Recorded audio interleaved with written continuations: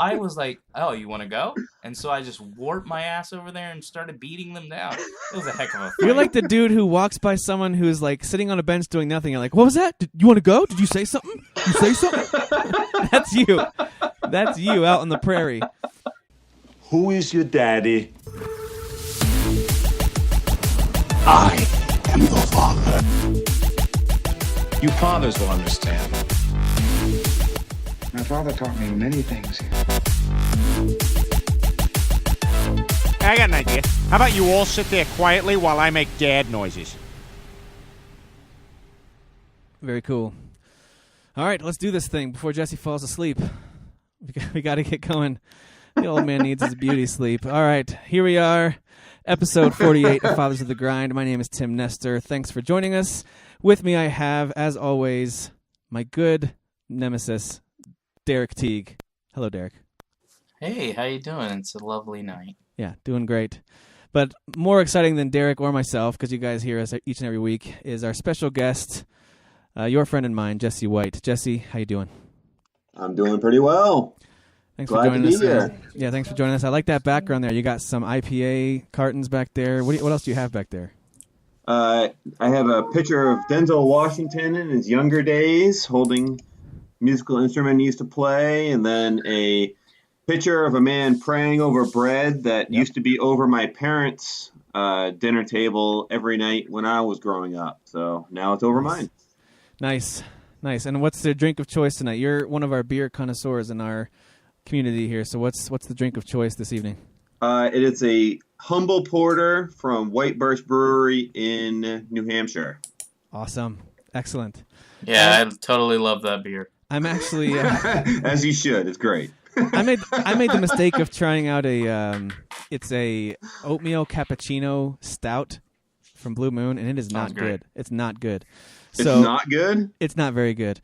So in lieu of that, tonight I am having a Jones cane sugar soda. We had some of these in the fridge.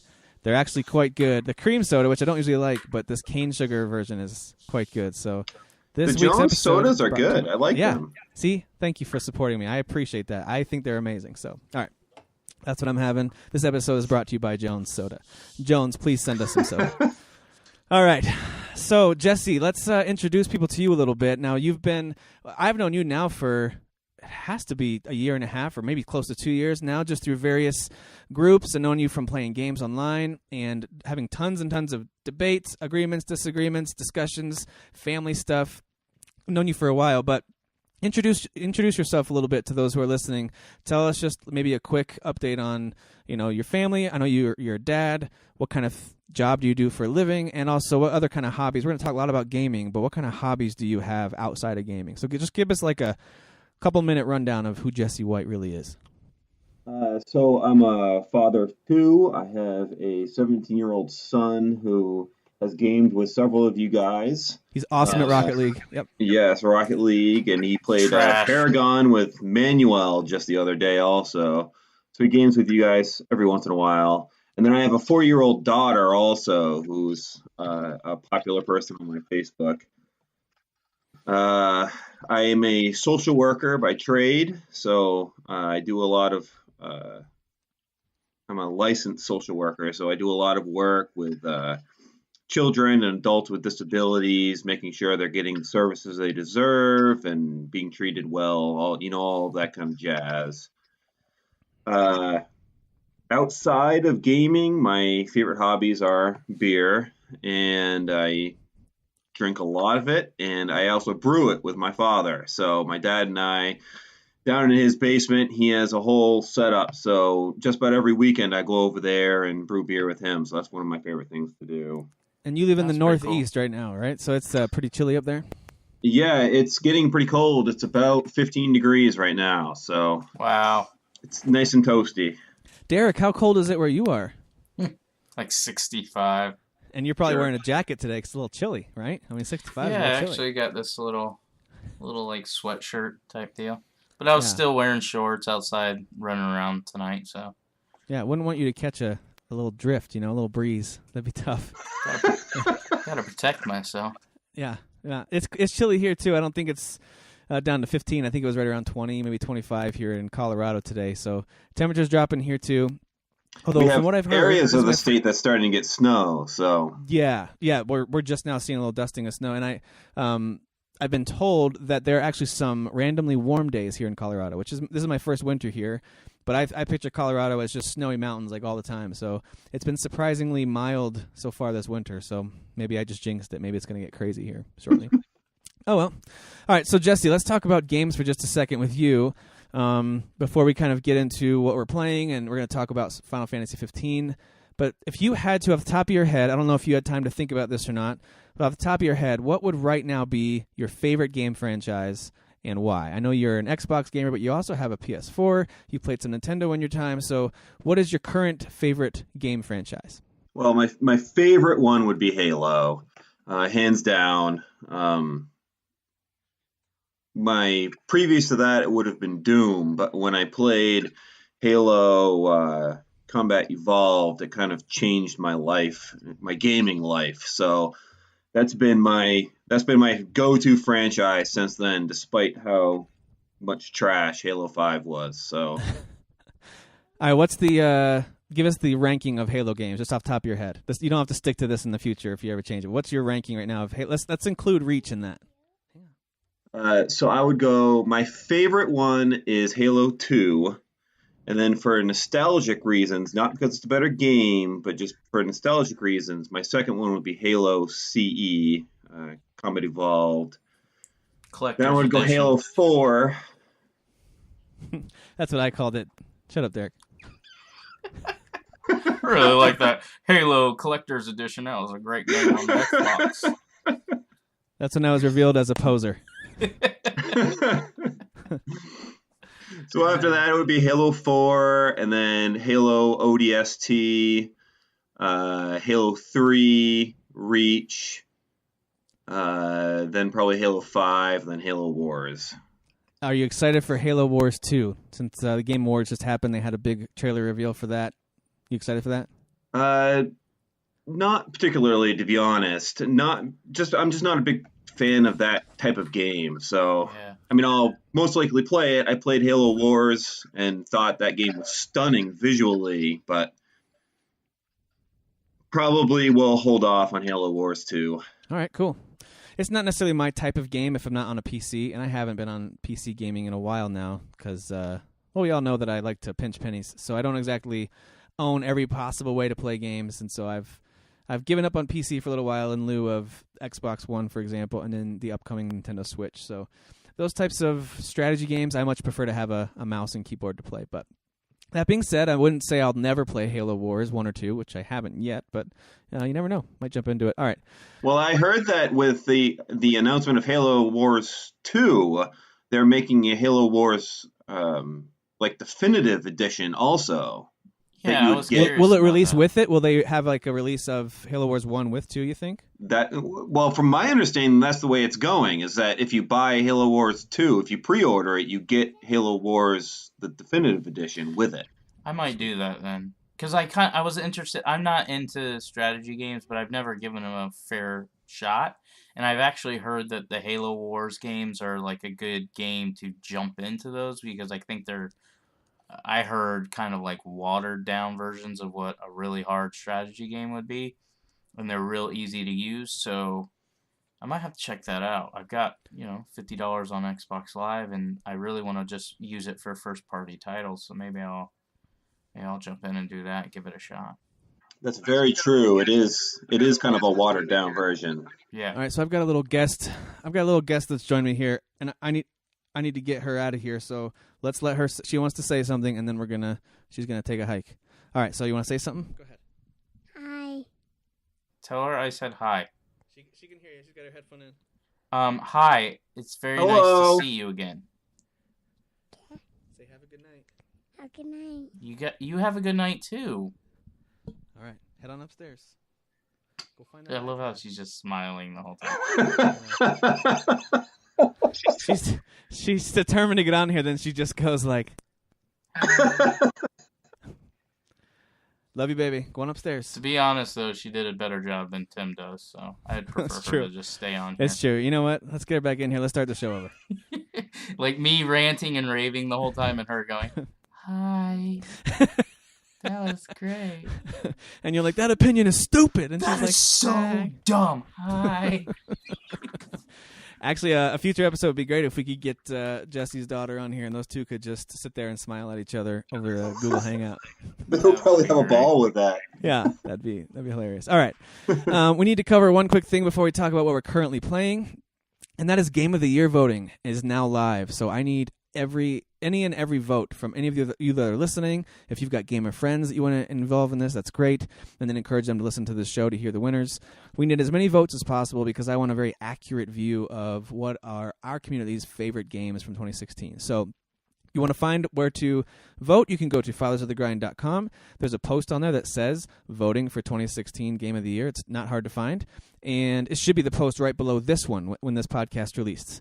And also, if you vote in both, there's two surveys. They're very short. You just fill them out unless you're stumped on which game to pick between two. They're very short. There's 10 questions each. They're very quick. And then you're entered to win a gift card. And I haven't purchased these gift cards yet because the winner will get to pick. You know, if they prefer to shop on the Xbox store, they'll get an Xbox card, PSN store, I guess eShop, if those of you who want to shop on the eShop. And then there's a few other options, too. I actually had someone ask me, can I get a League of Legends card if I win? I guess. Like, it's a gaming card, so why not? So a gaming gift card of your choice if you win those drawings. There's going to be 3 drawings across the course of this month. So go vote, and we want to have your voice heard. $5 a piece, since it's coming out of my wallet. It'll be more than $5. All right. $5. So it'll be more than $5. Please understand, $5. Yeah. Derek needs to buy more games that both him and I look at but don't ever play. That's what needs to happen. It does. Yeah. All right. So we got that boring stuff out of the way. Not you, Jesse, my Game of the Year stuff. Your stuff is interesting. I made it boring. All right. Now let's move on to games that we are playing right now. So let's ask you first, Jesse. And I know of one in particular. Before you get to that one, though, are you playing anything else? And if not, tell us what you're currently playing. So pretty much this week's been dedicated to one game we're going to be playing or talking about shortly. But prior to Tuesday, I had been playing the game Recore, which I was actually really enjoying it. Fun little platformer with solid gameplay. I have my hang-ups with it, but overall I was really enjoying it. And I probably would have finished it had another game not released on Tuesday. Well, let me ask you this, and this might be easier for us to talk about than what we're playing, because I think we're all 3 playing the same thing. Did you guys, and you don't have to tell me everything, but with all these sales, with Black Friday and everything, any particular games you guys picked up for cheap? Picked up Far Cry Primal for cheap, which I look forward to playing. I rented it once and enjoyed it, but never really dug into it, so I'll dig into it probably next year, to be honest, at this point. Yeah, it's pretty packed up. I got 4 games on the PlayStation Store. I picked up Bully, the PS2 version that was on sale, and so I do want to go back to that because we talked about this with our top 3 Rockstar games, and I really want to revisit that with trophy support and all that stuff, and just see if that game is as fun as I remember it. But it was pretty cheap. I think it was like $7 or something. And then I picked up Batman, the Telltale games, and I'll go ahead and jump ahead real quick. That's one of the games that I'm playing. I just finished Chapter 1 of that. And every time I play a Telltale game, I'm reminded I really like the way they tell stories. Like, I don't like the gameplay. I'm sick and tired of QuickTime events. Yes. But I'll push through those QuickTime battles to get to the really cool story moments and the split-second decisions you have to make. Do you say this? Do you react this way? Do you support this politician or this gangster? But you might get in trouble with the reporter. And it's really, really interesting. It's an intriguing setup they have for Batman. So I picked up that one. And then on Xbox, I grabbed Gears 4 and Recore. I got those for a combined $44 on the Xbox Store website, or on the Microsoft Store website. And have you So how far into Batman are you? Batman, I just finished Chapter 1 and was getting ready to start Chapter 2 before Final Fantasy XIII came out. But it is one I'm fully intending to continue to play intermittently with Final Fantasy XV, because even the best of games, and we'll talk about this in a little bit, even the best of games you're going to need a break from. And so I don't want to play Final Fantasy XV so much that I end up getting sick of it and then I don't finish it. So I'll definitely be jumping back into Batman a little bit. I bought Batman too. Before Tim bought it on PS4. I bought it on I think that's where Jesse got it too. I got it on Xbox Live for like I think $13, maybe $14. So I have it on Xbox. I also picked up Just Cause 3 and Street Fighter 5 were the two big ones that I got on the PS4, and I have not touched them. I don't have time, and I don't know if I will have time in December at all, because of Final Fantasy 15. Just Cause 3, and the same thing as Mad Max. It feels like the kind of game that's a perfect, like, I don't know what to play next. The big game I want to play is not out for another month or two. Those are the kind of games I feel like that are perfect filler. Like, yeah, I'll jump into this, and then they'll surprise you. So I feel like Just Cause 3 is going to be one of those games that my expectations are kind of, I don't know, somewhere in the middle, but I think it's going to be fun. I don't even know if I'll have time for those because I'm still trying to finish Dishonored 2. I'm in, I think, mission 6 of 9. So I'm in mission 6 of 9, so I'm kind of, I guess, almost 2/3 complete, and then I haven't even really played Watch Dogs 2. So I'm really backed up. And I'm not really concerned about playing Watch Dogs 2 anytime soon. I really just want to focus, and we talked about this last show, Tim. We'll let you beat Watch Dogs 2, which you did, and then I would like to finish Dishonored 2 before we start, selecting our game of the year, and then we're both playing Final Fantasy 15 right now. Yeah. Yep. And they have medication for when you're backed up, so you could take care of that situation pretty quick. That would be a dad joke. That's a dad joke. Hashtag dad jokes. All right, so what I'm playing, Jesse's playing Recore and Final Fantasy 15. I'm also playing Final Fantasy 15 and Batman, like I just said. And one thing I wanted to mention with that, the performances and the writing are top-notch yet again. After playing Tales from the Borderlands, I thought Telltale had kind of, I thought they were going to have a hard time topping that because it was so high quality and so well done. And then I feel like with Batman, they've really struck a great tone.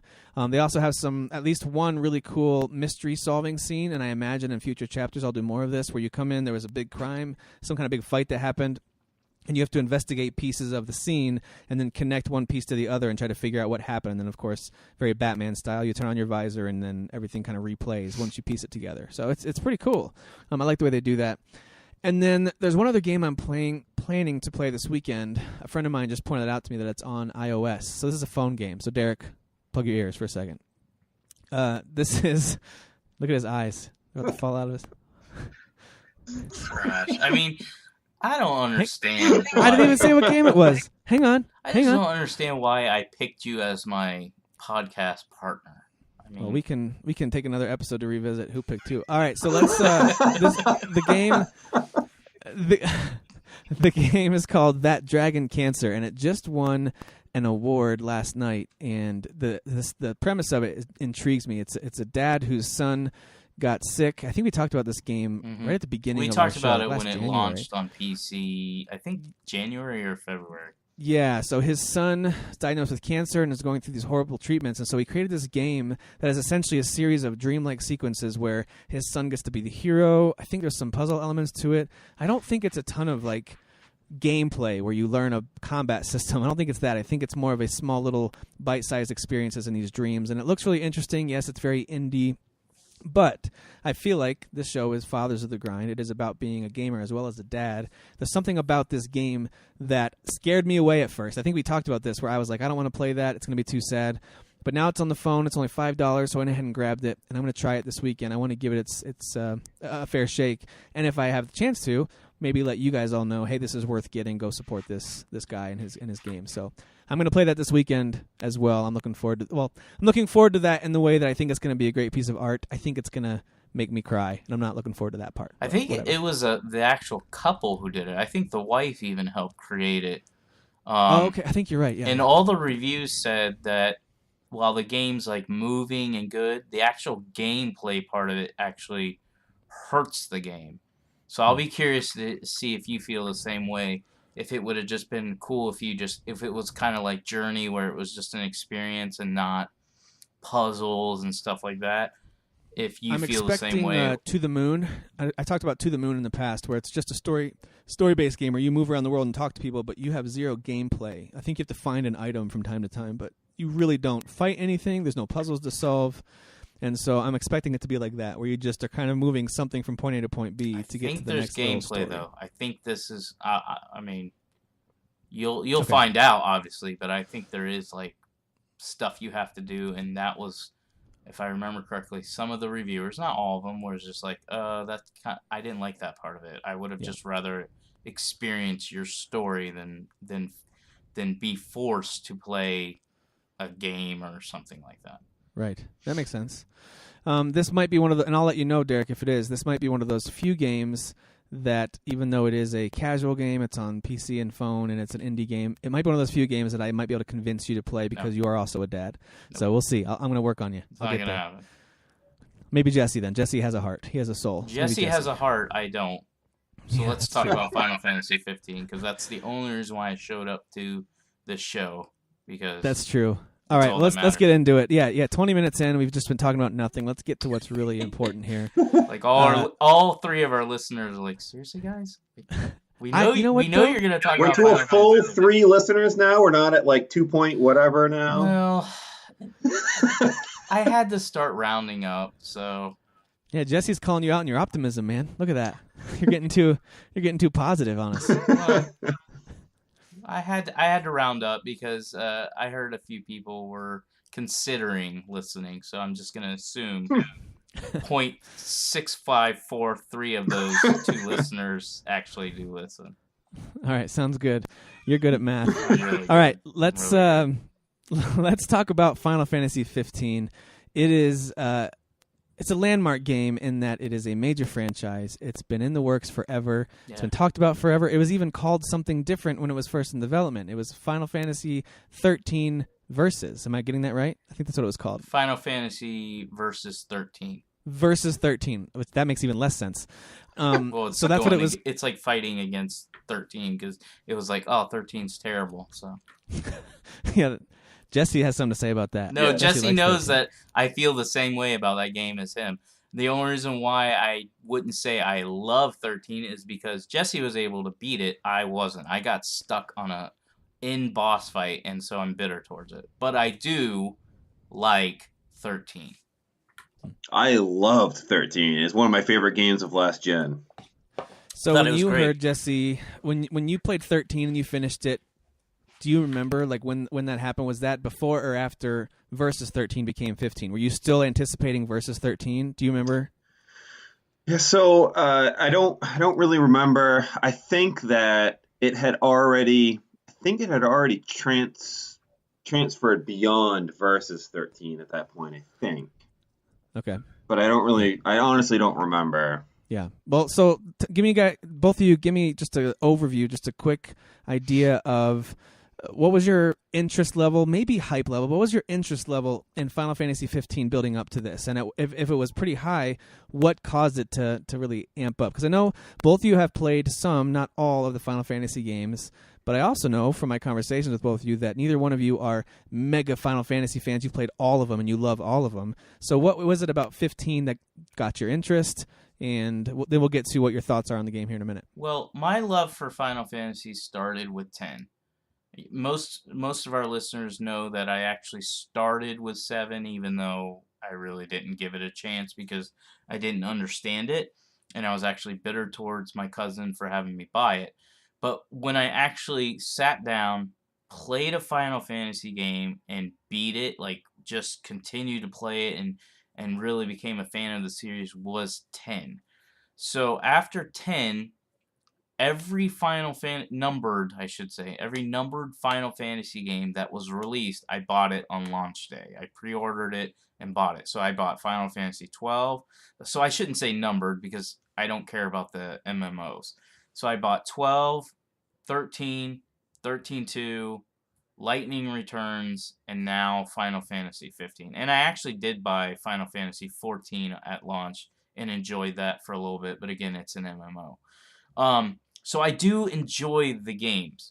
But my experience with Final Fantasy is kind of up and down. It's kind of, for me as a gamer, it's almost like what Dark Souls was for me. When I bought Dark Souls 3, I was legitimately excited to play it, but I was also nervous because I knew from my past experience with 1 and 2 that they were really difficult games, and I didn't think I was going to beat it. So it was almost like that feeling of, I really want to play this game, but I'm probably going to lose to it. And Final Fantasy 12 kind of started that, because I don't have a lot of fresh memories of it, but I do remember getting stuck.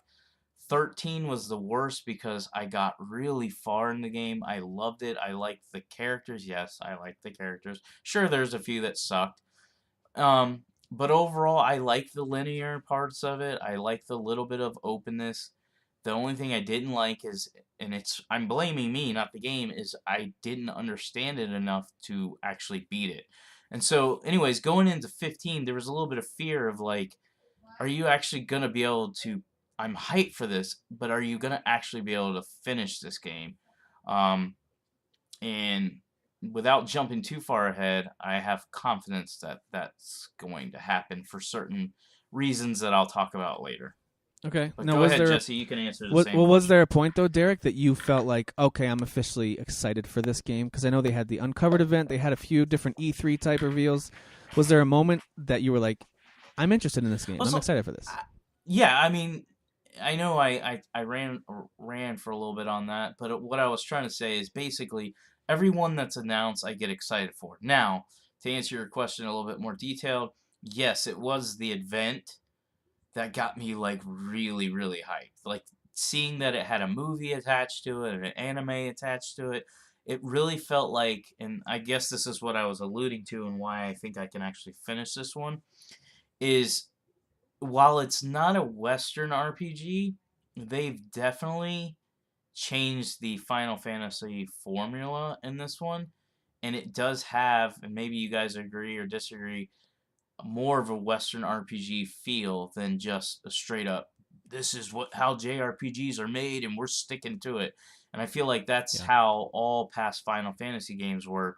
This one feels like, hey, we acknowledge the JRPG side, but we also have noticed games like The Witcher and Dragon Age and things like that, and they've taken from those and made, to me, a really, really, really good game. So yeah, my hype level after the event was really, really high. And then when I saw King's Glaive, I've seen it twice now, that got me really, really like pumped. Like to the point where I was like, this game could potentially, if I like it and if it's good, with all the hype, could be my game of the year. Nice. All right, well, what about you, Jesse? I don't know if you watched the Uncovered event back in March with Greg Miller and Tim Geddes from Kind of Funny hosting, but that wasn't the only time that Final Fantasy XV was revealed, and different aspects of it were open to us. So what about the game, whether it was an event or just a specific detail that you heard or a video you watched, what got you interested and excited for this game enough to buy it? I knew I was going to buy Final Fantasy 15 after I played Final Fantasy 13. I already knew I was going to buy it. It's most people know I have a pretty good history with Final Fantasy. I've played many of the early ones, and I took a break between 7 and 10-2. 10-2 was the most recent one I had played prior to 13. Okay. So I had a little bit of break there. And when I hit 13, it kind of renewed my interest in the series and kind of brought me back to it. So you liked the modern modern series. Setting and kind of like the more robotic and industrial type setting as opposed to fantasy setting?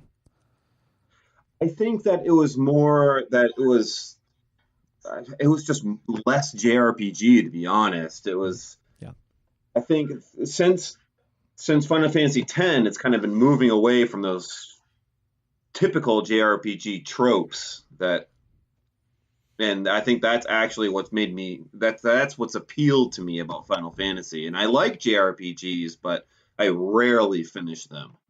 Gotcha. Okay.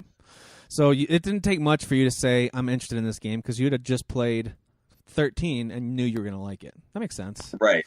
That makes sense. I know that for me, I didn't have a lot of interest in this game. In January, I have planned an episode where Derek and I, and possibly a special guest, are going to talk about our favorite Final Fantasies. We're going to rank them, and hope that I made it January because I'm hoping we will have both completed 15 by then and can really have a good idea of how we feel about the game start to finish.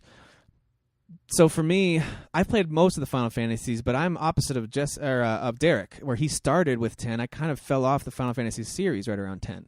Once I found out 11 was going to be an MMO, my initial thought was, cool, I'll try this. I'm interested in it. I like EverQuest 2 and WoW. So I tried 11, and I really didn't like it. And it not just because it was too difficult, but because it wasn't fun. It just wasn't a fun game. And I've heard that they updated it in the years that followed. I never got into it. 12 was fun, but again, it felt like they were trying to be a single-player MMO with the way it ran. So I'm looking, like I've said before, I'm looking forward to the remastered version, hoping I can give that one another try. Yeah. And then when 13 was revealed and they showed it, for some reason, I can't explain why, I just had no interest. It wasn't the setting. It looked cool, but for some reason at that point I was like, no, I don't really feel like playing a Final Fantasy game. Like 11 really shut me down from enjoying it. 12 was one of the first ones I started, played for several hours, and never finished. And so I think I just thought, nope, this might not be a series for me anymore. And then, of course, found out 14 was another MMO, and I just thought, well, I think the series is done for me. What brought me back a little bit was when Final Fantasy XIV, believe it or not, did their relaunch. I don't know if you guys remember this. Like, it was called A Realm Reborn, and they relaunched that game, and it was a lot of fun. I played with my cousin. His name's Nathan, and he and I played that together quite a bit. He ended up playing a long time after I quit, so he likes it a lot more than I do, but it was charming, and it was fun, and the battle system was fun, and the way you could team up was fun.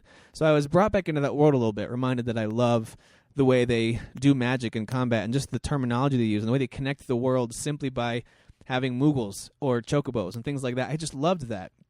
So when they transformed Versus 13 into 15, I was interested, but I still thought this is the kind of game I'll buy when it's $30 2 years after it's out. That's what I thought of 15. It wasn't until I finally sat down and watched the Final Fantasy XV Uncovered event this past year that I got on board. And I didn't just get hyped for it. I went from not being interested in buying it at all to, I got to get this day one. Or as it turns out, Derek got it day one. So I was super excited for it as soon as that event happened. Why? I can't really explain except to say what they showed, the way they showed it, and the fact that it seemed like Square was having fun again really pulled me back in. So that's what got me pumped for it. So in lieu of that, or I guess following up with that, give me some overall feelings. Let's go with Jesse first. Overall, and I know you're early in the game. This game's not even been out a full week yet. Overall, do you feel like it's good, and why? Well, before he answers, oh, sorry, I wasn't trying to cut off. Before you answer though, Jesse, like let us know like at least how far you are, like hours wise and stuff like that, without spoiling it, of course. So I'm about 10 hours in. I have just recently finished chapter 3. Okay, so cool. I'm not very far in yet. I have no idea how far in that actually is or not. I don't know how many chapters there are in the game. 15. But there's 15, yeah, so I'm very early then. Yep. But I think the game is fantastic so far. I love most things about it. The combat is so fluid and so fun to play. I find myself just doing those hunts over and over again because all they are is combat, and I can just do the combat continuously. It's fantastic. The characters are fun. They are significantly less annoying than I thought they were going to be. That might be the most surprising thing about the game is how likable the characters are. I agree with you there. Yeah, they got a lot of backlash for the boy band, and everybody thought the characters were going to be annoying, and now most of the reviews that have come out, and even just being a part of Unlocked and even our group, most people playing are like, man, these characters are pretty cool. They're not annoying. They really feel like they've been like lifelong friends. So I think they nailed that for sure. So I find that I've really enjoyed the characters. The Luna Freya is a great character as well. The limited amount that she's been in the game as well. Some of the peripheral characters that they run into that give missions and things like that are fun. I just finished a mission where the Noctis goes like for a walk with one of these peripheral characters, and it's kind of a cool little scene where he's walking around with her and they kind of banter back and forth, and it's just a fun little scene. So they have a lot of cool little things like that you could easily miss, I think, if you didn't access certain motels or things like that. So I'm really enjoying it. It's a great game. One thing. So Go ahead, Tim. I was just gonna say, bouncing off what he was saying. If you compare like Final Fantasy XIII or that whole trilogy compared to, and I'm just talking characters, I'm not talking combat and all that stuff, compared to this game, they're like polar opposites. Like the game, while it has like a serious plot, there is that typical Final Fantasy plot where it's like your kingdom's under attack and you're the savior basically. You need to rescue your land, blah blah blah, right? So it's got this serious tone to it, serious plot, just like Final Fantasy XIII did. Like Final Fantasy XIII's plot was very serious. This group of heroes has to save, their world and their family.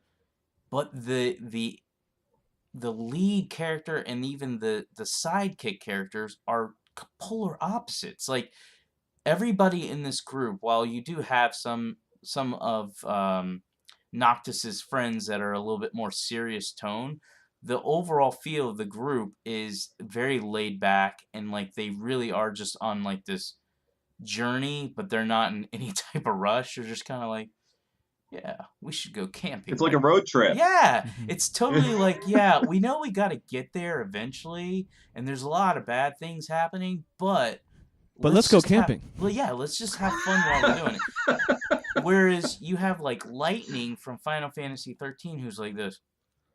You gotta rescue my sister. I hate everybody. I've gotta, save my sister. By the way, I hate everybody. Stop talking to me. And so it's polar spoken like a dad of a teenage girl. Yeah, pretty much. And Noctis is totally different. Like Noctis has emotions. He gets angry, and I'm like Jesse. I'm 13 hours in, and I'm not even done with chapter 3. I think I'm on the final story mission of chapter 3. But I have been I'm actively seeking out side missions, and my favorite thing right now to do is the hunts. So every time I find like a cafe or whatever, or a diner, I go in there and I immediately check out their hunts, and then I'll grab one that's closest to my level. Like even right before we were recording this, I took a level 24 hunt, and I was like, oh, I'll do it later because I'm only a level 21 right now. I was like, I'll do it later, and sure enough, I accidentally ran into it on the way to the story mission, and I ended up battling these level 24. There was like 5 of them. 5 level 24s versus me and my crew of 21s and 20s, and I was getting wrecked. Now, I wasn't dying, but I mean by getting wrecked is like my party members were dropping like flies. I was having to retreat, and I was constantly warping to the warp areas and just healing and trying to revive my team members. I wasted a lot of antidotes. I shouldn't say antidotes. A lot of potions and Phoenix Downs, but I beat them. Like, that's the cool thing to me about this game is, or even these hunts, is I'm fighting all these beasts that are ranked higher than me, and they're not easy. It's not watered down. It's not like, oh, well, let's just make the game easy so people like Derek can finish it. It's still challenging, but they've given you, the way they've designed it, they give you the opportunity, if you're willing, to use your potions and your Phoenix Downs and all that stuff to fight through this. It's going to cost you a lot of money, but they've given you the opportunity to beat these guys if you're good enough, and it's extremely satisfying. So it was awesome to walk away from that going, man, I just kicked all 5 of these crocodile-looking things' butts that are like 3 levels higher than me, and they were tough beasts to beat. But it's extremely satisfying. So, anyways, nice. All right, the combat's the best part about that game. Yeah, it's every time I see an opportunity to fight, I fight. Like, I got made fun of because I fought a bunch of giraffes, but those bastards were right there, fat shaming so me. evil. So, fat shaming me, and they were clearly racist. So I was like, "Oh, you want to go?" And so I just warped my ass over there and started beating them down. It was a heck of a fight. You're like the dude who walks by someone who's like sitting on a bench doing nothing. You're like, "What was that? You want to go? Did you say something? Did you say something?" That's you. That's you out on the prairie. I mean, that's exactly how I'm playing this game, though. Like, literally, if I see anything, and I can say, and this is being honest, I'm not just hyping the game. Other open world games, I don't always do that. Dragon Age would be one of them. Especially the second go around, where if I see a chance to fight, I do it. But there are times like where The Witcher, where I would try to avoid fights and just get to my objective. Final Fantasy, I feel like I'm playing Final Fantasy 15 like I played Dragon's Dogma. And I know a lot of people bash Dragon's Dogma because they're like, it doesn't have a really good fast travel system, and they're 100% right. I don't disagree. But the reason I love that game is I felt like I was just on a journey. I wasn't out to beat the game. I was just out to enjoy the world and fight everything in it. And that's exactly how I'm playing Final Fantasy 15. I am not just fighting just to get experience. I am fighting because I literally enjoy the combat. Every scenario is challenging. Even when I think it's easy, it becomes challenging. You guys can bounce off on this as this has happened to you. But this has happened several times where I'll be like, oh, here's these level 10 or level 12 fat, I don't even know what they're called. They're like the fat hippo looking things. I was like, I'll just beat them up. That's fun, right? And so I start beating them up. Sure enough, these like really, really aggressive, like, I don't even know, again, I don't know the names of all these animals, but these aggressive like animals will come over, like 5 of them, and start attacking me, and they'll be higher level. They'll be like a level 14, and then I'll hear one of my side characters be like, the Imperial Guards have shown up. I'm like, what? And so while I'm fighting all these beasts, I now the drop have ship just comes above you. Yeah. Yes, I have level 16 Imperial Guards shooting at me, and so it just becomes this hectic, like, where I thought it was going to be a 2-minute quick bout just for fun, where I'm actually running for my life going, oh crap, I don't know what's going on. But point is I just love the gameplay, that I'm in no rush. That's why I'm in chapter 3, and I don't normally play games like this. I'm normally like, and we've talked about The Witcher and all that. I'm like, oh, am I higher enough level? Yeah? All right, let's move forward. I'm not playing it like that this time. I'm like, I want to be high enough level, of course, but I don't even care. I'm just playing for fun. So let me ask you guys this. Did you both do the combat tutorial? You're both talking about how much you love the combat. Did you do the tutorial first so you can get your toes wet a little bit before jumping in, or did you just start the game and learn as you played? I started with the tutorial and did like the first little lesson. And I was like, okay, I'm done with this. Quit out of it, then restarted and skipped the tutorial. Did exactly what Jesse did. I had started it before work. So it was like 7 in the morning, and I was like, oh, let's boot up Final Fantasy 15 before I go to work. And they were like, do you want to do tutorial, or you just want to go into the game? And I'm like, well, I suck at Final Fantasy games. I better do a tutorial. So I started doing the tutorial, and I did like 2 things. I was like, no. And then I just quit out of it and left and went for work. And when I came back and actually started the game, I just bypassed it. I was like, no, I think I'll be all right. I'll get it. I actually did the whole thing, but I can attest that it is very boring. It is very boring. It's not fun, and they should move it along a lot quicker. But it does teach you some things. I don't think so far in my time of the game it told me in game. Yeah, there are little a lot of things like, for example, elemency, with the spells, or learning how to parry properly, things like that maybe you could learn as you play, because it does give you little prompts on the screen. But there are some pieces that it helps explain. Unfortunately, very JRPG-like. There's a ton of text and a ton of explanation as they explain all this stuff to you. So I don't necessarily recommend it for everybody, but for those of you, let's say you start the game, and I've seen this with a few people. You fire up the game and you jump into your first battle, within the first, half hour or so, and you're like, I don't get this. Is this just a hack and slash game? And you're not really sure how the combat works, and you're struggling. Maybe you die a few times you're not supposed to, and you're really frustrated. The tutorial is helpful, if not a little boring. It so is. Just throw that out there. I do wish I kind of was. You can still do it. You can just hit pause and go to tutorial mode. Well, I don't need it now, but what I was going to say is, when I was first starting the game, you know how it will pop up and you'll see, I'm playing on the PlayStation, but it'll pop up and it'll say hit square or something to dodge or to defend. A parry, yeah. Yeah. Yeah. Well, I would hit square and I would only tap it, right? And then I would still get hit and bulldoze over, and I'm like, why am I getting hit? I'm hitting square right away. And then I found out later the game doesn't rely on timing. It's just saying to hit square, you're about ready to get hit, and it wants you to hold it down. Because if you just tap it and let go, you'll still get hit. So I'll hold it down, and then I'll notice that I'll deflect it, and then it'll go into hit circle to immediately retaliate. So I've gotten better at the combat for that.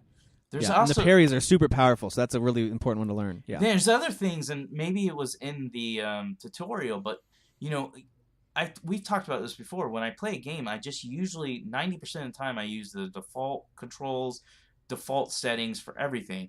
But I went into the options and I found that you can flip on the stamina bar. That's huge because you're running in this big open world, and I was noticing that Noct just kept going. I'm like, oh my gosh, this is going to be annoying to run around this entire world with him every 30 seconds, heavy breathing and like slowly walking. So I flipped the stamina bar on, and as it gets close to the bottom, I would let go of it and it would flash me green, and then I'd hit circle again and he'd start running some more. So that was one thing I switched. So wait, you did switch the button schemes then, right? If you're hitting circle to run. No. Circle's the standard for me. Oh, maybe maybe there's two options. I'm clicking L3 and it's running. No, I'm playing on Xbox and I'm pushing B to run. Which would be circle on PS4. So right. yeah. I wonder. So either I've got a weird controller setup, or maybe both of those things do the run. But it would be you, Tim. Probably me. No, wait. It's usually you said L3? Yeah. Oh yeah, that does it too. It's both of them, circle and L3. You can click Well, down on L3 and then run. So a quick shout out to our buddy Daniel Freitas, and you guys have heard us talk about their show, The Choco Bros, a couple times. Go check that out on YouTube. He put up something right after the game came out that he discovered. This is before I had a chance to really play much more than a few minutes, and it's exactly what Derek just described. I was going to share that, but he already described it, and that is go into your options, and it's kind of hard to find. There's tons of options in there, but go in there, find the stamina bar, turn it on, and when that little green bar gets all the way down, right close to the bottom, you don't have to hold L3, by the way. If you're running, you click L3 once, and it'll run, and then all you got to do is click it again as it gets close. So it's actually very comfortable to just keep running. So I'm with you. That helped a lot. Let me just take a quick step back here. For anyone who hasn't played this game yet, because we jumped right into the details of the combat, which is really telling, I think, of a game that's a lot of fun and has a lot of good points to it. We just jumped right into the things we're loving about it. It does have a little bit of definitely a Western RPG feel. Yeah. It definitely has an MMO feel to it at times. As you're walking around, you see there's quest givers. You're unlocking parts of the map. You've got some AI companions with you. So if you've ever played Star Wars: The Old Republic, you know that it very much has that feel where you're traveling around. You can go wherever you want. You can see the enemies before you engage them. They'll engage you if you get too close. So it has some MMO flair to it, but it's very unique because it takes little pieces from Western RPG, takes little pieces from MMOs, and still maintains its JRPG feeling. And I'm really loving that. So if you haven't played this before, haven't watched much about it, just know it is a very accessible RPG game. It is. Even if you just like hitting a couple of attacks, you could still be pretty successful at this game. Is that fair to say? It's a JRPG game that fans of Western RPGs can play and enjoy. Yeah. Exactly. And one of the things I've seen in a lot of groups is there'll be people that are like, I've never played Final Fantasy before. Could I jump in? And the answer is yes. And they even say when you turn the game on, the developer... Yeah, first screen. Yeah. The first screen says, this is a Final Fantasy game for fans and newcomers. So basically their goal was to obviously make their fans happy, but it was to also be inclusive of everybody outside of their fan base. And I gotta say, I feel like they nailed it. Sure, you're gonna have some guys that hate it. That's gonna come with every game. But overall, and I'm not just talking about reviews, just listening to fans talk about it. I made a post in a bigger group just asking, how people feel about Final Fantasy XV and how far along they were. And this is not an exaggeration. I got, 30 replies. Out of all 30, 29 of them were, this game is amazing, I love it, blah, blah, blah. Yeah. All positive. overall reaction's been very positive. And that is always fun to see when everyone is sharing in positivity. After just a few months ago, there was one of the ugliest game releases and most disappointing game releases, and a developer that went totally silent with No Man's Sky, and that was a very ugly and very divisive release where some people were like me were like, it's not great, but it's also not horrible.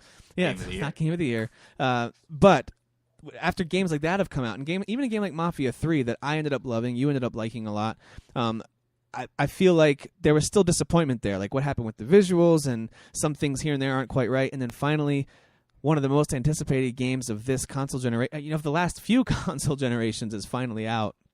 And people are, for the most part, loving it. I've seen so many positive reactions to this, even from people who I never knew liked Final Fantasy. I've even seen a few in certain groups or just people posting on articles online talk about how, hey, at first I thought this was a pretty weak combat system, but once it clicked, once I got it, once I understood how the flow works and how you use your teammates and how you can use your different weapons and find the weaknesses and use your spells, then it clicked and they loved it.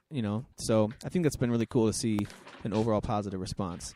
This seems to be the year of successful games that took like a decade to create. I mean, you had Doom at first, and then now you have Final Fantasy, and then you have The Last Guardian. So don't jinx it. Don't jinx it.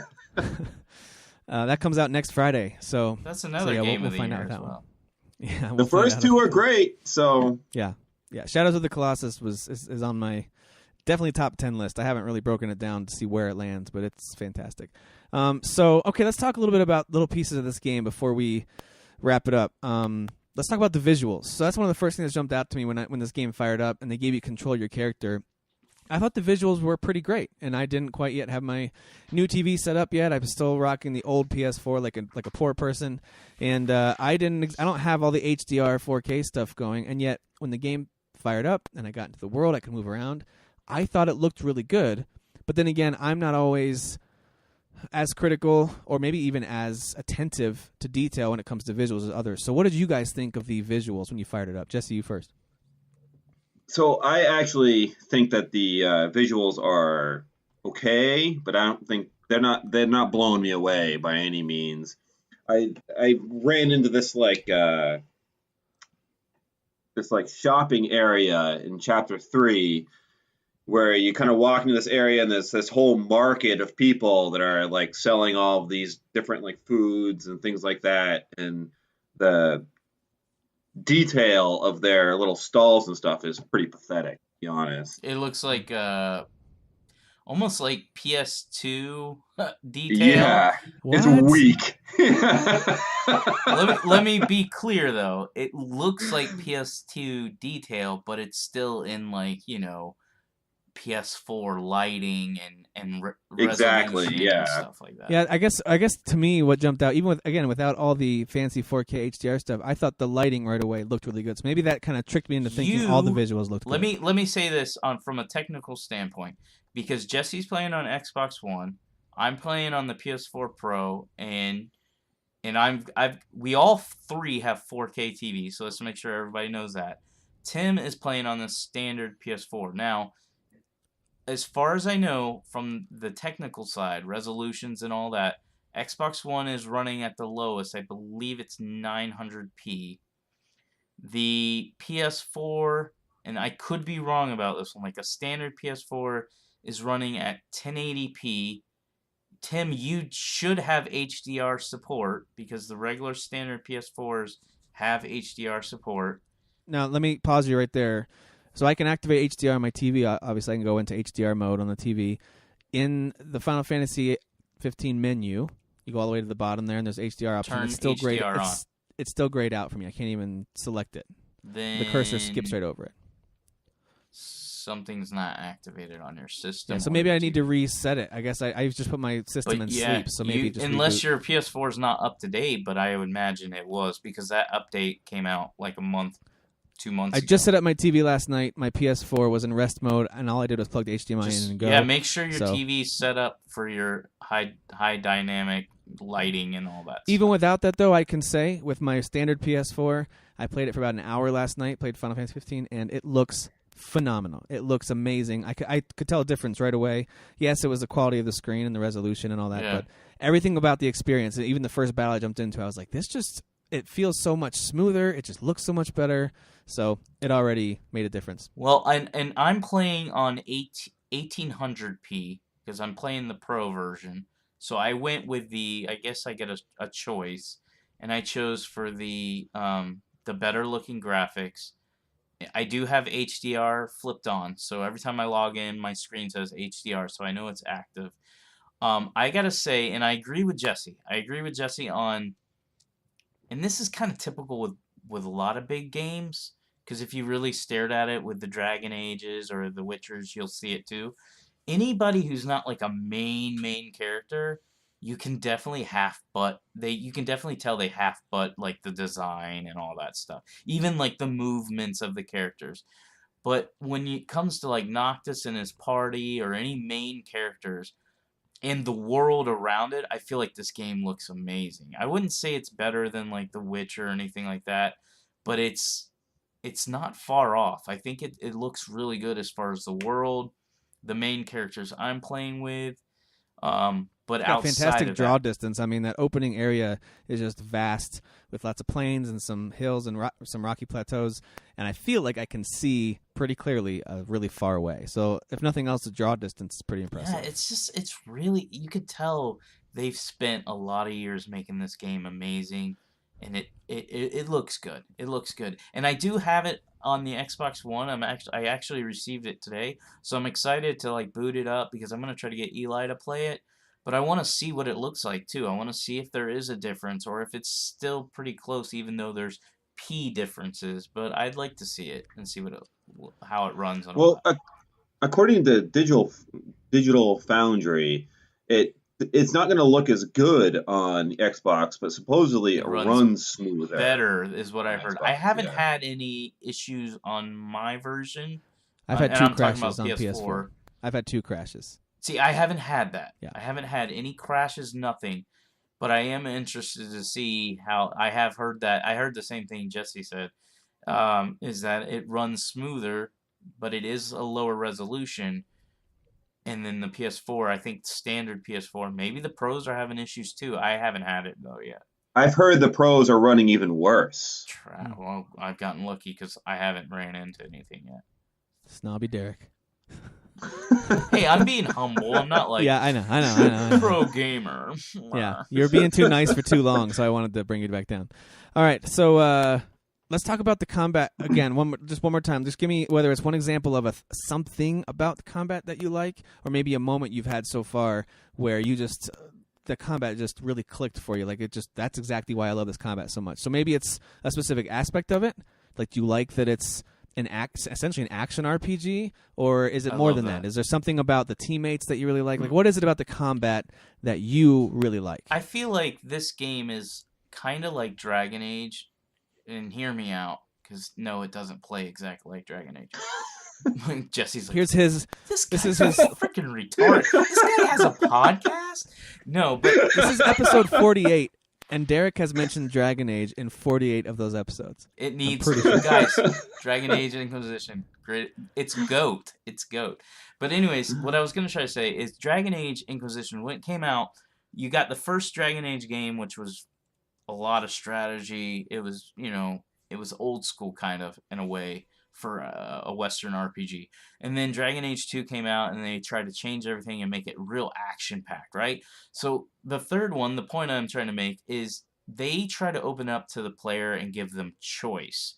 And that you could either play it as almost close to like a hack-and-slash type game, or you could play it strategy, or you could even do both, which I actually ended up doing with Inquisition. I feel like Final Fantasy XIV's done the same thing. Yes, when you first start playing it, it's 100% action. You're flying everywhere. It's fast-paced. It's chaotic, even with the cameras. I know Jesse and I talked about it online. No, we didn't talk about it. I read one of his comments where he was talking about he's had issues with the camera, and I agree. But here's what's cool about the game, and this is, pro tip for everybody who's playing it, because again, if you don't go into the options and change anything and you just stick to what the game gives you, then you're going to deal with camera issues. But there is the option to pull the camera back, which makes it not only easier for you to see Noctis, but now you can see all the enemies and you can see your teammates. That helps a lot. I have not done that. That's a great piece of advice. I have not done that yet. Do it. The other thing is you have the option. Now I have not done this, so I can't speak from experience. You can turn the game into like a slower type mode, and what I mean by that is the game's still fast, but if you stop moving Noctis, the game freezes. And it gives you a chance to evaluate enemies where they are and get your spells loaded up, ready to go. It gives you the opportunity to play it a little bit more strategically. Not that you're more not like playing Final Fantasy. Yeah. So that's what I was trying to get at. No, it's not like Dragon Age as far as you won't play both those games, but like they play exactly alike. But it gives players choice. It says, oh, you don't like this fast and furious dynamic view of combat? Change it. Oh, you don't like the fact that you're flying everywhere and you have no idea what's going on? Change it. Put it in wait mode. Yep. It gives us, the players, options, and I like that. I like that it can be what it is, but still be open for somebody else who may not like it. And there are people who have said they like Final Fantasy XV, but they're like, oh, the combat feels weird because I'm used to old school Final Fantasy. Yeah. What about you, Jesse? What with the combat has grabbed your attention? Again, you said you've played old school Final Fantasies, you've played the newer ones. What are you liking about the combat this time around? It's the first thing you mentioned when I asked you if you liked this game. So what do you like about it? I just like how fluid it is. So what I do is I like the ability to just like chain attacks together. So I'll attack and then I can like draw back and Noctis will like jump into the air and I can like attack again. He'll be like floating in the air, attacking everything that's underneath him. And then I can order him to one of my like helpers to attack. And then he'll jump from the air to do a like follow-up attack from their attack. It's just so fluid and fun to play. It's great. Do you switch around weapons and stuff like that? Do you find yourself swapping around with weapons, or do you stick to one type? No, I've stuck to the standard, just one-handed sword that they start you out with. It's kind of funny actually. So when I first fired it up, I started switching between the different weapons, like the heavy weapon and the spear. And my little helpers would make fun of me, like, that's a pretty heavy weapon. You might not want to use that. Well, you know what I was going to say? Talking smack. That's a good question. A good question, Tim. Is and that's one of the things I like about the combat is the fact that you can switch weapons. So what I like to do, or one of my strategies that I use, is I like to warp out, right? And I like to get in a warp spot. Maybe I'm hanging, maybe I'm standing on a rock, and I'm evaluating, and then I'll switch to my heavy weapon, I'll lock on a target, and then I do a warp strike. And usually, not always, but most times when you do that warp strike, it like stuns the enemy. It might even knock them over. Like they'll fall over. And then I quickly switch to my one-handed sword, which is a quicker weapon, because if you stick to the heavy, it takes forever for you to swing. Of course, it does more damage, but by the time you get that swing off, you're usually getting hit by 9 guys. But I'll switch to the little sword, and then I'll just start swinging, and then I jump out. I warp out, I switch back to the heavy, fly back in there, knock them back, switch back to the one-handed, and it's worked really well. I like that strategy. What do you guys think of the Ascension system? So this is kind of their much smaller, truncated version of the sphere grid upgrades from Final Fantasy X, where you can then go and there's a bunch of different categories. You have healing, you have combat, you have teamwork, and all these different items, all these different categories of Ascension skills you can upgrade. So maybe it's your warp attack can be increased in damage or something like that, or maybe your phased. You guys know the phase move where you hold square, or I guess it might be X with the Xbox, and you kind of like disappear through their attack. That can cost less magic, or that can. There's a couple other tweaks, I think, to that move. So anyway, all that to say, what do you guys think of the Ascension system? Have you used that much yet? Have you used all your ability points, or you're not really worried about that and you're just fighting? Oh, I'm using it. I mean, that's one of the main reasons why I'm doing battles, and even early on in the game, they tell you to or I was watching a video that was telling me to upgrade like your photo or your fishing and your camping stuff that you can do that doesn't have to do with combat because it will give you more ascension. So I've been using that and Well, that and also driving and riding a chocobo. You can upgrade an ability that those will give you AP points too, which is interesting. So. Which is what I've been doing. So what about you? What about you, Jesse? You using that system much? Are you really digging into the character building aspect of this, where you're building experience and powering up your guys? I haven't done a lot of it yet. I have fiddled around with it a little bit, but I probably actually should do it more. Mostly, I've just been going in and attacking people. Yeah. Most part. Yeah, same here. I actually didn't look much at the Ascension thing. I kind of forgot about it so I only played the game for like 3 hours or so. But then I realized I've got like 200-something AP sitting here that I haven't used yet. I forgot about the Ascension system. So then I upgraded a few things. All of a sudden now my warp attack does some significant damage, and I got a new ability for, what's the big dude, the tattooed guy, Gladiolus, I guess. Gladius. Is that not his name? Gladius. Is it Gladio? Yeah, I'm pretty sure it's. I think Tim said his full name correctly. I think it's Gladiolus. Yeah, but they call him like Gladios or something like that. Isn't Gladios from Portal? Yes, but I think they call him that. Maybe I'm wrong. Yeah, but I don't think in the game like their buddies call him Gladiolus. That'd be like you call me Timothy all the time. That'd be really strange. Yeah, they have like a shorter version. I think it's Gladio or Gladios. Yeah. Okay, all right. So I thought I said it really wrong. I'm very early in the game. I just started chapter 2. A big story turn just happened, and yet my crew can still just hang out in the desert and go hunt, even though this big thing happened and we need to go do this next story mission. I'm like, yeah, but there's 7 goblins I gotta go kill at nighttime, So I'm still doing that kind of stuff. I'm right there with you guys. Running the side quest is a lot of fun. The coolest moment I've hit so far, and we need to wrap up here in a minute, but the coolest moment that I've hit so far is when I was driving at night. It's the first time I decided to drive at night, and I'm expecting like a Dying Light situation here, where we're going to have like the night hunters coming after me, and I'm going to hate being out at nighttime. But it wasn't like that. So I had one dropship come out, interrupt our drive. We had to jump out. We had to kill those guys. I got back in and drove, and I was like, this is easy. And so I'm almost to the motel where I was going to turn in the mission, and all of a sudden a giant hand comes shooting out of the road. And it slams down on the road, and this whole thing climbs out. It's got like a giant, I don't know what it was. I was running away too fast. It was like a giant sword or hammer or something. And it's an iron giant. Yeah, I think mine just said giant. Maybe it did say iron, but it said something giant or just giant, and it was like a level 35. And so I just turned around and just hightailed it out of there. But that moment, I was like, this world is really alive and scary and cool. And it gave me that feeling that only a very few games have. And the good example of that is The Witcher 3, where I feel like this world is alive and dangerous whether or not I do anything. Like it's a dangerous world, and we're exploring it, but I am just a small part of it. And things are actually dangerous here. You just talked about that earlier.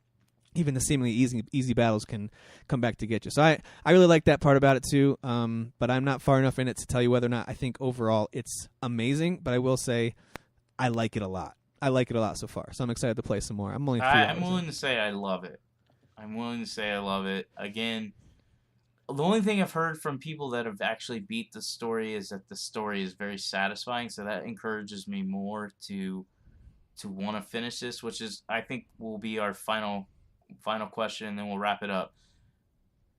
Do you guys plan on finishing this game, or is it something you're going to play for a little bit, maybe take a break, go to something else? Or is there another game around the corner that you'd rather play, or is this something you foresee finishing? Jesse, you first. I absolutely am going to finish this game. I'm 100% hooked on it, and it's like I'm sitting at work and all I'm wanting to do is going home and playing this game. Agreed. I'm going to plow through it, I think. Yeah. No, I'm totally planning on finishing it too. If for some, I can't foresee anything it getting worse. So it's only getting better each time I go back to it. So I think I'm going to finish this game. What about you, Derek? Yeah, and I think I'm going to just take my time. Like, there is that feeling that I got when I found out some of our friends in the group, like Mark Allen and Austin Clements, had finished the game, and I was like, and I even asked them, I was like, how was the ending? Without spoiling it, is it good? Is it satisfying? And both of them were like, hell yeah. And I'm like, oh, now I want to rush through the story, and I'm like, no. Just play it the way you've been playing it. Just enjoy the hell out of it. Go and play and have fun. See, I So, expected yes. Mark and Clayton and Daniel, the Choco Bros, to finish this game. I expected them to play it for 48 hours straight without sleeping. But when I started seeing Mark others like closely did Austin Clement saying, I finished it and here's what I think about it. I was like, come on, like what? How do these people have this free time? Then I remember not everybody has 5 kids. Well, and, Austin is young. Austin is young. Well, and here's the thing. I'm 13 hours into this game, and I already told you guys I'm not even through Chapter 3. Austin beat the game in less than 19 hours. Okay, So he just technically, went if I right was- through the main missions. Okay. Yeah, so he obviously played the game more focused on getting through the story. He probably did some side stuff, but overall, I think his goal was just to finish the game. So Gotcha. I don't want to play this like that. First of all, it'll make the game harder for me, but also I just want to enjoy the world. I'm really just I like the fact that I'm getting distracted by going on hunts, and I even enjoyed fishing, which at first I was like, ugh, I gotta fish with Noctis. But then when I started doing like a mission that has you catch a certain fish, I got into it, and I really liked it. So Yeah, that's one thing I want to highlight about this game is that, typical with JRPGs is that you have to grind and grind and grind to get your characters better. agreed. And you still have to do that with this game too, I think. But the difference is that it's actually fun with this game. It's fun, Going and doing. they don't. It's fun, and they don't require us to do it as much. Like, Yeah, you don't have to just fight enemy Yeah. after enemy after enemy of the same thing over and over and over again. They have all of these different activities and the hunts and all these different things that you can do that level up your character. It makes the grinding more varied and actually fun to do. so one last question, and I understand this is early on in the game for all of us. Jesse's at 10 hours. I'm at 13 hours. Tim's he hasn't even started it. 30 minutes. Trash. Noob. Yeah, the game starts in chapter 2. I hate you. But serious question. Does this game, and you don't have to say if it is or isn't, but just does it have a shot for you guys' personal game of the year? Do you think it would have a shot? Yes. So for me, the tie was really between Doom and Gears 4. Both great. I started replaying Doom and decided that was my game of the year.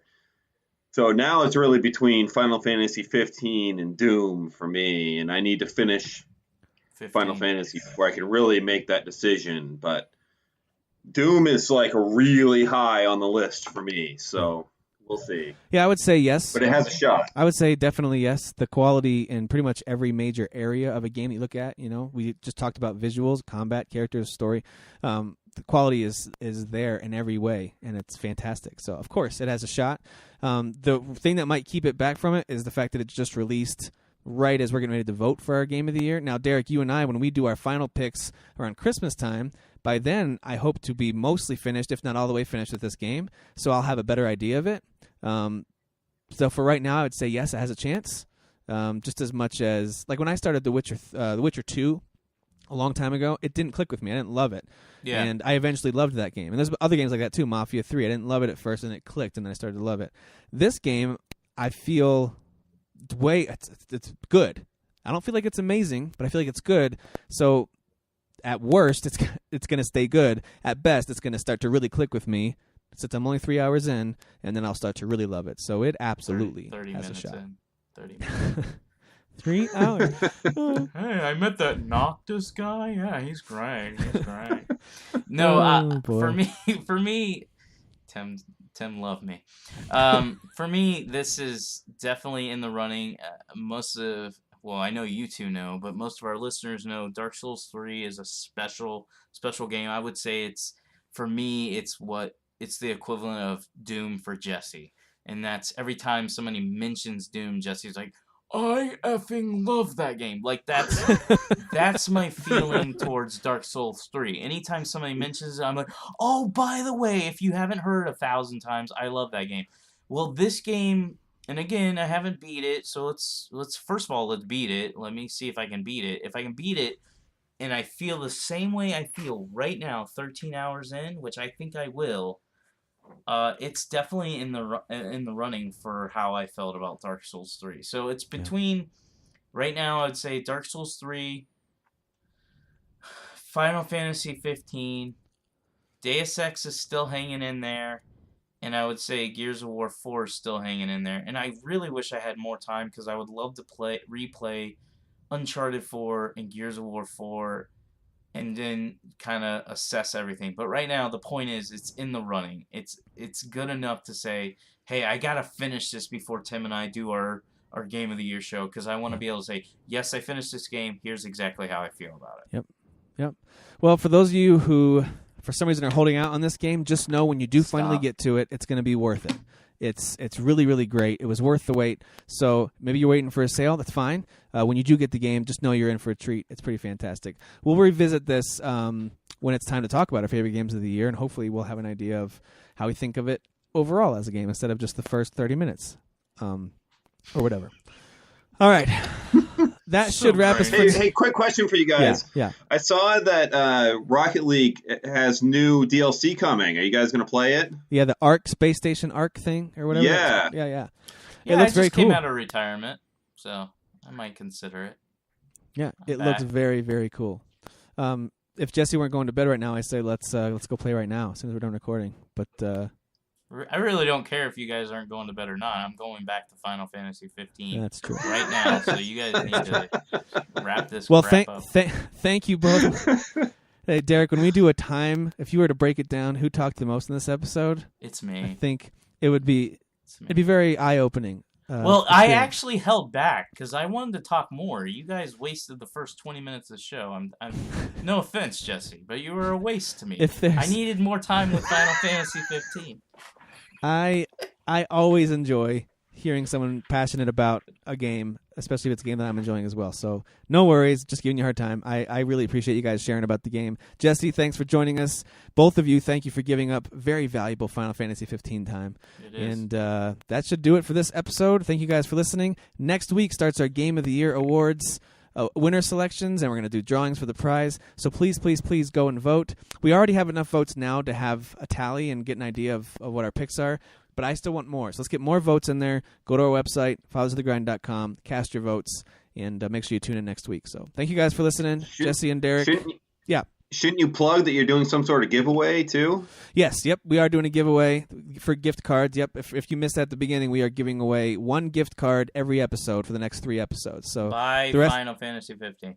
Yeah, you could use it to buy that. And also, shout out to Alan Heinen. I should have said this at the beginning. He's the one who did, not only did he do the artwork that you see, not the ugly brown one. That one's going to get replaced at some point. He did the nice-looking artwork with the 2 kind of cartoon versions of our faces. He also did all the Game of the Year artwork that you'll see. And so shout out to Alan. He does fantastic work. So, all right, we've gone long enough. We went a little longer than I thought we would, but that's okay. Thank you guys again for joining, and we'll see you next time. Peace. See you. Who is your daddy? I am the father. You fathers will understand. My father taught me many things. I got an idea. How about you all sit there quietly while I make dad noises?